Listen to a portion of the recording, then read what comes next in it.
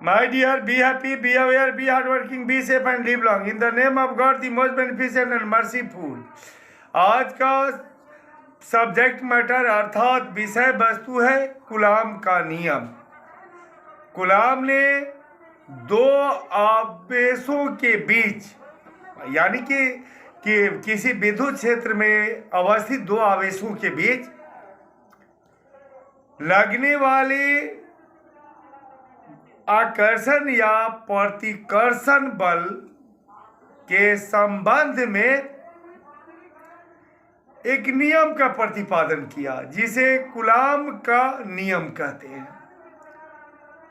तो इस कूलाम के नियम को समझाने से पहले मैं यह कहना चाहूँगा कि आपको वीडियो अगर पसंद आए तो सब्सक्राइब करना नहीं भूलें। सब्सक्राइब भी करें, लाइक भी करें, शेयर भी करें, ताकि मुझे आपसे मोटिवेशन मिले और मैं इसी तरह से आसान भाषाओं में वीडियो बनाकर आप तक सेंड करता रहूं। तो चलिए मैं आपके विषय वस्तु पर आता हूं। आपका विषय वस्तु है क्या? आपका विषय वस्तु है कूलाम का नियम। तो पहले मैं यह बताना चाहूँगा कि कूलाम का नियम क्या है, उसके बाद से मैं लिख के समझा दूंगा। तो कूलाम का नियम दो आवेशों के बीच लगने वाला आकर्षण या प्रतिकर्षण बल उन आवेशों के परिमाण के गुणनफल के अनुक्रमानुपाती अर्थात समानुपाती तथा उनके बीच की दूरी के वर्ग के व्युत्क्रमानुपाती होता है, जिसे मैं लिखकर भी समझा दे रहा हूं और गणितीय रूप से भी इसे स्पष्ट कर दे रहा हूं। चलिए मैं आता हूं आपके विषय वस्तु पर। कूलाम का नियम, कूलाम का नियम, कूलाम का नियम। कूलाम का नियम, कूलाम्स लॉ, दो आवेशों के बीच आकर्षण या प्रतिकर्षण बल उनके परिमाणों के गुणनफल के अनुक्रमानुपाती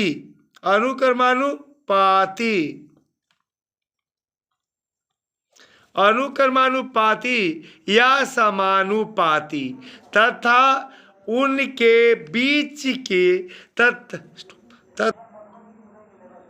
तथा उनके बीच की दूरी के वर्ग के व्युत्क्रमानुपाती होता है। फिर एक बार सुन ले। कूलाम का नियम, कूलाम्स लॉ, दो आवेशों के बीच आकर्षण या प्रतिकर्षण बल उनके परिमाणों के गुणनफल के अनुक्रमानुपाती या समानुपाती तथा उनके बीच की दूरी के वर्ग के व्युत्क्रमानुपाती होता है। मान लिया कि Q1 तथा Q2 आवेशों के बीच की दूरी r है। Q1 तथा Q2 आवेशों के बीच की दूरी क्या है? इनके बीच की दूरी r है। r हो तो उनके बीच लगने वाला बल कहने का मतलब या तो आकर्षण हो या प्रतिकर्षण हो, फिर भी तो दोनों के बीच लगने वाला ही बल होगा, इसलिए मैंने सीधे लिख दिया लगने वाला बल। तो लगने वाला बल क्या होगा? F अनुक्रमानुपाती अर्थात समानुपाती होगा Q1 इंटू Q2 के, यानी कि बल समानुपाती होगा आवेशों के परिमाणों के गुणनफल के। तथा F क्या होगा? व्युत्क्रमानुपाती होगा r² के, अर्थात वह जो बल होगा वह दूरी के वर्ग के व्युत्क्रमानुपाती होगा। क्योंकि जब कोई चीज नीचे लिख दिया जाता है तो उसके लिए यह व्युत्क्रमानुपाती पर आता है। तो चूंकि r को नीचे लिखा गया है r स्क्वायर को, इसलिए कहा जाएगा r स्क्वायर के व्युत्क्रमानुपाती, यानी कि f जो है क्या है r स्क्वायर के, अर्थात उनके बीच की दूरी के वर्ग के व्युत्क्रमानुपाती है।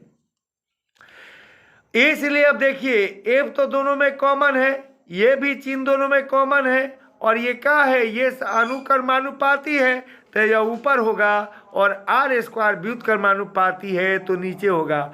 और क्या हो जाएगा, f जो है ना अपनी जगह पर रहेगा, ये अनुक्रमानुपाती हटेगा तो दो चीज लेगा, एक तो बराबर लेगा, एक कोई ना कोई नियतांक लेगा, और ये Q1 Q2 के Q1 Q2 और r बटा में r स्क्वायर के r स्क्वायर रह जाएगा।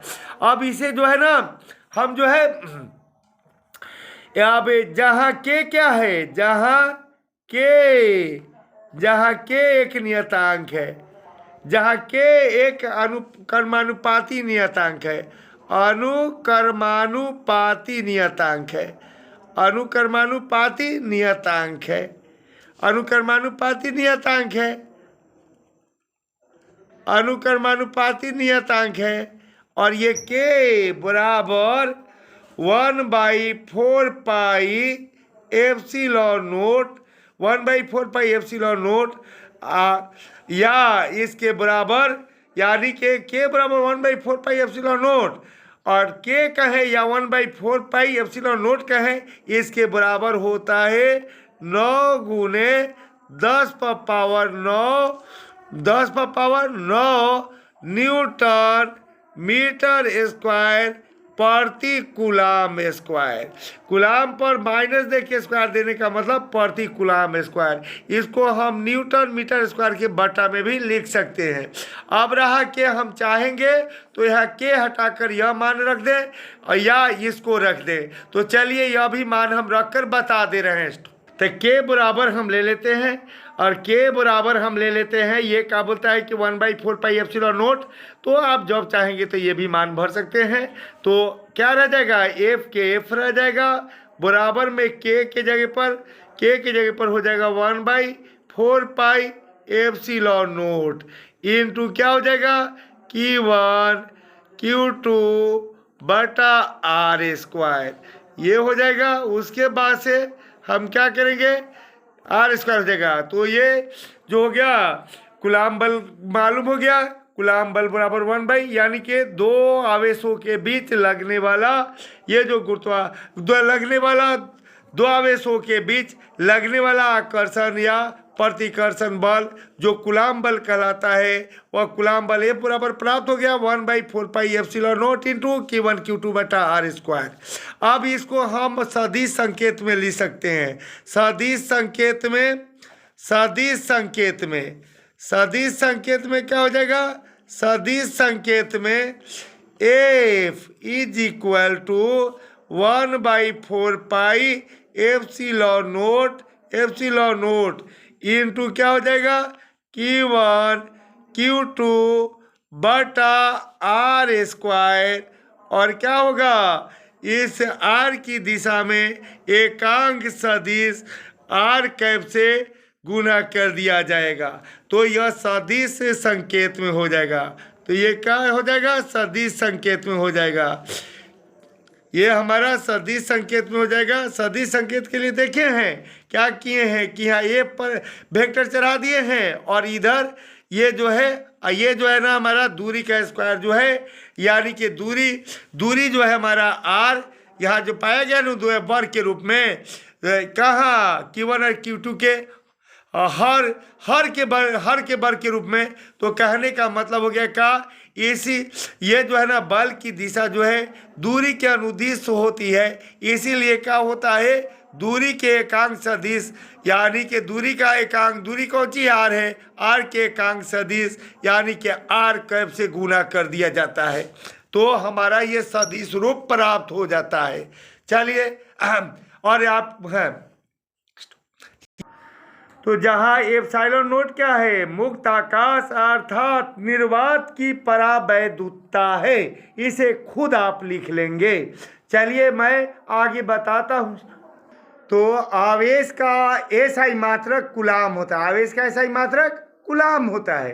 तो ठीक है, ये आप फिर अगला वीडियो मेरा देखेंगे।